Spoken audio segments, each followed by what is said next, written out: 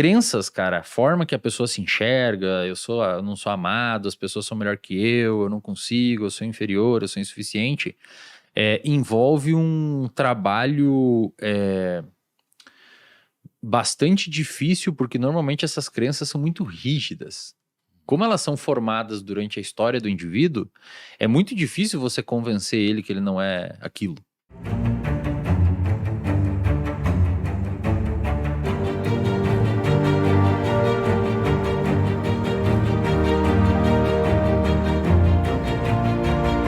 Tem umas reflexões aqui.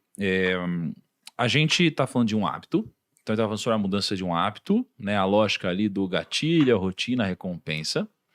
E a gente está falando aqui sobre crenças também. São dois assuntos distintos, mas tem algumas similaridades. Então, muito do que a gente é hoje, se não for tudo, né? Talvez um pouquinho da genética e tal, tem a ver com o que a gente aprendeu na infância, os traumas, os impactos emocionais e etc. Né? E aí, às vezes, a gente nem sabe explicar e precisa de um deep dive, assim, pra você descobrir o que aconteceu lá atrás para hoje você ser assim. Né? Então, quando a gente fala de dinheiro, já que a gente tá falando de grana, negócio, então, pô, medo de perder dinheiro, culpa de enriquecer, e uma falta de merecimento, uma série de coisas, né? Isso daqui tem a ver com crenças. E aí, depois a gente tem hábitos que tem a ver com, cara, o que a gente aprendeu a fazer, se acostumou e, cara, virou algo automático que a gente faz com menos esforço, talvez. E a gente falou um pouco sobre como mudar um hábito, por mais que eu acho que dê até pra gente talvez aprofundar um pouco mais aqui, isolar essas variáveis. Mas e quando a gente vai pra uma crença e que tem às vezes aquela pessoa que ela tem certeza de uma coisa da vida dela, por exemplo, eu fico nervoso quando eu vou falar numa reunião. Eu não consigo ficar seguro numa reunião, eu fico nervoso, eu me tremo todo. Você fala, cara, mas você é inteligente, você é bom, você não sei o que lá. Como que você fica assim? A pessoa, cara, eu não sei, não consigo e tal. Tem várias coisas aqui. Então, se eu for falar de crenças e traumas, assim, como que eu posso ressignificar, aprimorar, perdoar, mudar uma crença do passado que às vezes é algo que me impede de crescer, dar o próximo passo, ganhar mais dinheiro, por exemplo. A gente, dentro da psicologia de uma maneira geral, essas crenças que você citou, elas têm dois nomes diferentes que dizem mais ou menos a mesma coisa, dependendo da perspectiva epistemológica que você for estudar a questão. Tem uma que a gente chama de crenças centrais, que são padrões fixos de comportamento que você desenvolve durante a sua vida devido à sua interação com o ambiente, com a sua história pregressa e como as pessoas... Por exemplo, você pode ter uma crença de desamor. O que é isso? Muito comum em pacientes com depressão. Crença de desamor, crença de incapacidade, crença de insuficiência. No ensino fundamental, você sofreu bullying. Bullying, seus pais se separaram, não sei o que, seu irmão não dava bola pra você, alguma coisa assim. No ensino médio, você tinha uma namoradinha e descobriu que ela te traía um tempão com o cara da escola X lá, que era descolado, e você passou ali de corno na frente de todos os seus colegas e tal. Mais uma moedinha dentro desse sistema de crença. Na faculdade, você não tinha muitas pessoas para conviver, e aí você vai criando pilares, camadas sedimentares de experiências que vão formando a sua visão de mundo e forma como se fosse uma lente pela qual você enxerga o mundo. Se você pegar, por exemplo, falar em público é uma situação específica.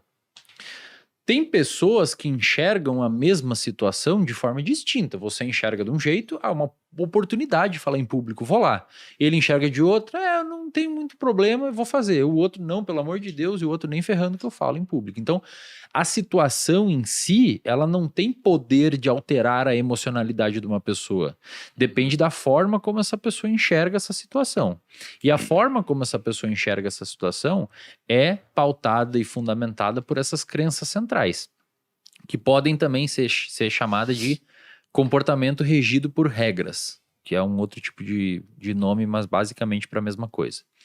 As crenças centrais, Thiago, o manejo delas clínico ou o manejo do paciente é basicamente por meio de exposição.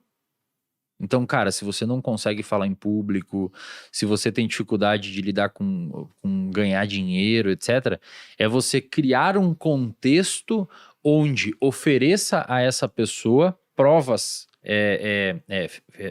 finais de que aquela situação que ela teme não é nociva. Então, o cara tem medo de falar em público, a estratégia padrão ouro para conseguir manejar isso é expor o cara e falar em público. Tipo, num ambiente controlado. No ambiente controlado. Sei lá, ele levanta no jantar com a família dele e sempre faz um discurso. Exato, isso. E começa sempre em Sempre nível faz hierárquico pequeno. Por exemplo, eu já tratei paciente com fobia social grave, que não conseguia falar com um colega de trabalho no elevador, assim, era realmente... A gente começou com dar bom dia pro porteiro, cara. A partir de agora, todo dia você vai dar bom dia pro porteiro. Na próxima semana você vai falar com o caixa do supermercado. E assim a pessoa foi se expondo, foi vendo que aquilo ali não tem problema nenhum e que a associação que ela estava fazendo entre o pânico de falar em público e como se fosse um problema muito sério, ela é uma associação que não tem fundamento nenhum, só existisse medo na cabeça dela. É como se a gente limpasse as lentes do paciente, permitindo com que ele enxergasse o mundo de uma forma mais fidedigna.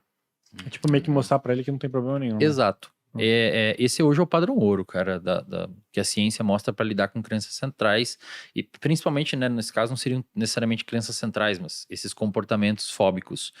Crenças, cara, a forma que a pessoa se enxerga, eu não sou amado, as pessoas são melhor que eu não consigo, eu sou inferior, eu sou insuficiente, envolve um trabalho bastante difícil, porque normalmente essas crenças são muito rígidas. Como elas são formadas durante a história do indivíduo, é muito difícil você convencer ele que ele não é aquilo. O indivíduo ele fica se esgueirando e encontrando situações, fazendo um cherry picking que justifica a insuficiência dele. Por exemplo, você tira 10 em 3 provas, em uma você tira 9 e fala, viu? Sou burro. Não sou bom o suficiente. E ele esquece que tirou 10 nas outras e fica entrando em cima daquele 9 que ele tirou. Então, é interessante se fazer um trabalho nesse sentido de ressignificação da forma como esse indivíduo interpreta o mundo e principalmente, de preferência, expondo ele a situações que coloca contra aquilo que ele imagina ser verdade. Cara... Mas é difícil, cara, assim.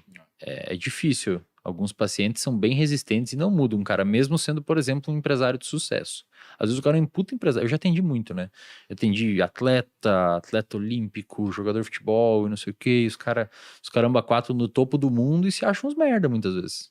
E por que você acha que o cara não consegue mudar isso, mesmo tendo um acompanhamento profissional e sendo um cara tão performático em outras Ele áreas? consegue lidar com aquilo, mas não consegue mexer. E muitas vezes, eu já falei pra vários, tá? E aí a galera da psicologia às vezes me desce o pau quando eu falo isso.